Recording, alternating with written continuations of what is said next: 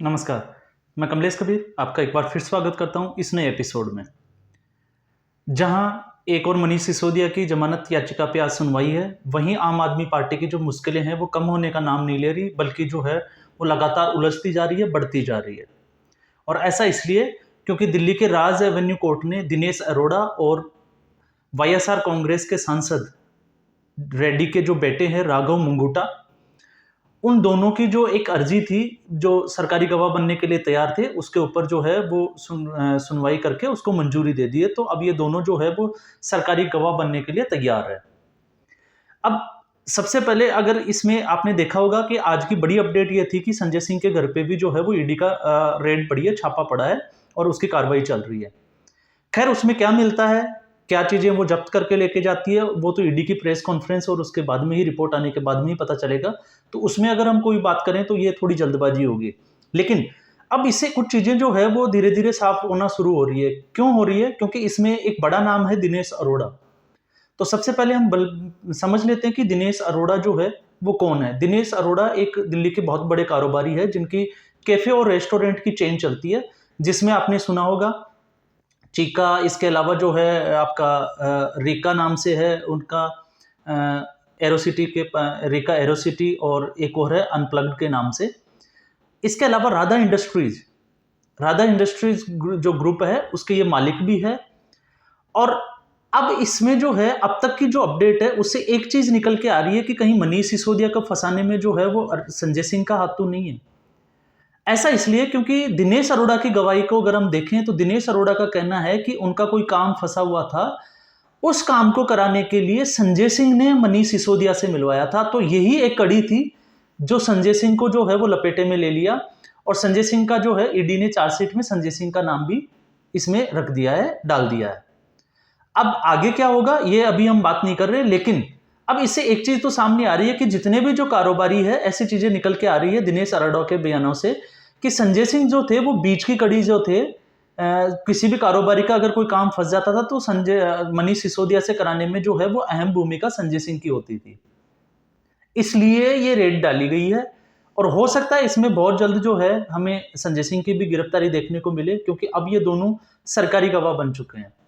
और इसके हैदराबाद के जो तार थे, सॉरी आंध्र प्रदेश हैदराबाद के जो तार थे, ये हमने पिछले दिनों में देखा था, क्योंकि दिनेश अरोड़ा के साथ में राघव मंगूटा और दूसरा केसीआर की जो बेटी है उसका भी इसमें नाम चल रहा था। तो राघव मंगूटा की भी जो गिरफ्तारी हुई थी, बाद में उनको हालांकि जमानत दे दी गई थी।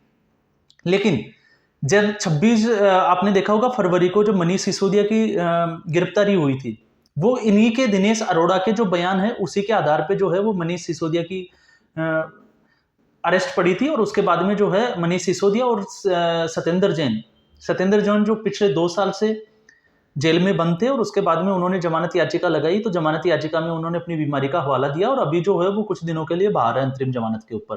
हो सकता है मे बी दिवाली से पहले वो वापस तिहाड़ पहुंच जाए। और मनीष सिसोदिया की उसके बाद में, मनीष सिसोदिया जो है अब तक 4 बार जो है वो जमानत के लिए जा चुके हैं। और उनका जो जमानत का जो आधार है वो आधार है कि उनकी पत्नी जो है वो ऑटो इम्यून बीमारी से ग्रसित है, और उनकी तबीयत जो है वो लगातार बिगड़ती जा रही है। तो उनकी देखभाल करने के लिए कोई नहीं है। ये उन्होंने जो है वो कोर्ट में अपनी जमानत के पक्ष में ये एक आधार रखा है। और उनके जो वकील है वो अभिषेक मनु सिंह भी है, जो कांग्रेस के एक वरिष्ठ अधिवक्ता माने जाते हैं सुप्रीम कोर्ट के। अब दिनेश अरोड़ा और राघव मंगूटा, इन दोनों की जब सरकारी गवाह ये बनने जा रहे हैं, तो इसके बाद में आज 4 अक्टूबर जो थे वो मनीष सिसोदिया की जमानत याचिका की सुनवाई की डेट रखी गई थी। तो अब इससे ये लग रहा है, ईडी की रेड से ये लग रहा है कि मनीष सिसोदिया की जमानत मिलना बहुत मुश्किल है, और उनकी जो परेशानी है अब कम होने के बजाय अब जो है वो ज्यादा बढ़ेगी। लेकिन साथ में जो है अब इसमें और बड़े नाम जो है वो आने की पूरी संभावना है, क्योंकि संजय सिंह से जुड़ी हुई अपडेट मैंने आपके सामने रखी। क्या होगा, क्या मिलेगा सबूतों के तौर पे, क्योंकि अब ईडी का काम है।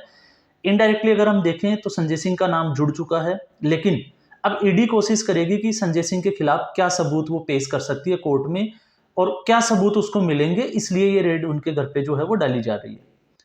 अब यही जो आंच है, हो सकता है ये केजरीवाल तक भी पहुंच जाए, क्योंकि केजरीवाल स्वाभाविक है कि ये जो मीटिंग हुई थी जो 2021 में कोविड के समय में जो लिकर पॉलिसी को लेके, नई लिकर पॉलिसी जब ये लेके आ रहे थे, तो इसकी मीटिंग जो थी वो अरविंद केजरीवाल के घर रखी गई थी और सारे जो जितने भी अधिकारी थे और जितने भी जो मिनिस्टर्स वगैरह थे, तो वो अरविंद केजरीवाल के घर पे ही उनकी मीटिंग हुई थी। और ये माना जाता है कि कोई भी, चाहे राज्य सरकार हो चाहे केंद्र सरकार हो, तो जब कैबिनेट की जब मीटिंग होती है तो उसका जो हेड, जो चाहे मुख्यमंत्री हो चाहे प्रधानमंत्री हो, उनकी अध्यक्षता में ये मीटिंग होती है। लेकिन अरविंद केजरीवाल, चूंकि आपको पता है कि वो आईआरएस ऑफिसर रहे हुए हैं, तो उनको पता है कि आप कैसे फंस सकते हो और कैसे किसी चीजों में बाहर आ सकते हो। इसलिए अभी तक का जो आता है कि उन्होंने कहीं भी जो है वो प्रमाणित दस्तावेज, जितनी भी जो पॉलिसीज वगैरह जो बनती है या कुछ भी होता है, उन्होंने कभी भी, अरविंद केजरीवाल ने आज तक जो है हस्ताक्षर नहीं किए। इसलिए वो जो है उनसे पूछताछ की, हालांकि की गई है, लेकिन पूछताछ करने के बाद में भी उनके खिलाफ जो है वो सबूत पेश नहीं कर पाए हैं। लेकिन संजय सिंह के खिलाफ जो है वो ईडी को जहां रेड डालने की बात आती है, तो मान के चलते हैं कि उनके खिलाफ कोई ना कोई जो चीजें हैं वो जरूर उनको मिली होगी, जो उसको कड़ी को जो आपस में जोड़ रही होगी। इसलिए संजय सिंह के घर पे जो है वो रेड डली है। लेकिन अरविंद केजरीवाल अभी तक इसलिए बचे हुए हैं क्योंकि अरविंद केजरीवाल ने अभी भी कहीं भी हस्ताक्षर नहीं किए। अब आता है इसमें 2021 के बाद में ये अपडेट हुई थी, क्यों? क्योंकि अगर अरविंद केजरीवाल की हम बात करें तो अरविंद केजरीवाल ने, आपने देखा होगा, जब ये सुप्रीम कोर्ट में गए थे दिल्ली के जो अफसरों की पोस्टिंग को लेके, और जब सुप्रीम कोर्ट ने उनके फेवर में जब फैसला किया था, तो उसके बाद में हमने देखा था कि उसी दिन जल्दबाजी में रातों रात जो है वो विजिलेंस की फाइल, जो अभी सौरभ भारद्वाज को विजिलेंस का जो मंत्री बनाया गया है, उनके दफ्तर से फाइलें जो हैं वो गड़बड़ हो गई थी, निकाल ली गई थी। उसके बाद में उनकी फोटोकॉपी करा ली गई और उसके दूसरे ही दिन जो है वो दिल्ली का अध्यादेश जो बिल थी वो सरकार के कैबिनेट से जो है वो मंजूर कर ली गई थी। तो अरविंद केजरीवाल जो है वो थोड़े से, इसको हम कह सकते हैं कि वो एक स्टेप जो है वो आगे चलते हैं। और आगे इसलिए चलते हैं क्योंकि उनको सब पता है, वो ऑलरेडी जो है रेवेन्यू ऑफिसर रह चुके हैं, तो उनको पता है कि गड़बड़ियां कहाँ होती है और कैसे इन चीज़ों में फंसा जाता है। तो अरविंद केजरीवाल तो मुझे नहीं लगता कि अभी तक जो है इसमें जांच के घेरे में आने वाले हैं। लेकिन संजय सिंह का जो है वो फंसना लगभग लगभग जो है वो तय माना जा रहा है। अब बात ये आती है कि ईडी जो है ये इस कार्रवाई को कब तक जारी रखती है और क्या इनके खिलाफ सबूत मिलते हैं, क्योंकि अभी ईडी जो है वो इंतजार करेगी सबूतों का, और उन्हीं को कलेक्ट करने के लिए ईडी की जो है वो रेड डाली गई है। तो अब दोनों चीजें हैं इसमें। मनीष सिसोदिया का भी बचना मुश्किल होता जा रहा है, क्योंकि जैसे जैसे जांच आगे बढ़ती जा रही है और भी चीजें सामने आ रही है, और जब ये और चीजें सामने आ रही है तो इससे जो है वो और नेताओं की गिरफ्तारी भी हो सकती है, बड़े नामों की नाम जो है वो आपके सामने आ सकते हैं। लेकिन बात ये थी कि मनीष सिसोदिया को जमानत मिलेगी या नहीं मिलेगी, तो अभी इंतजार करना पड़ेगा शाम तक का कि सुप्रीम कोर्ट जो है वो उस पर क्या फैसला देता है। लेकिन फिलहाल तक ये है कि मनीष सिसोदिया का बचना जो है वो बहुत मुश्किल है। और अगर संजय सिंह का इसमें पूरी तरह से अगर इन्वॉल्व है और ईडी को कुछ सबूत मिल जाते हैं, तो मान के चलिए फिर मनीष सिसोदिया का ज्यादा रोल नहीं होगा।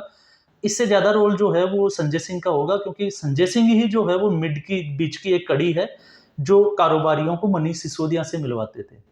तो आज के एपिसोड में बस इतना ही। फिर एक नए एपिसोड के साथ हाजिर होंगे, तब तक के लिए धन्यवाद।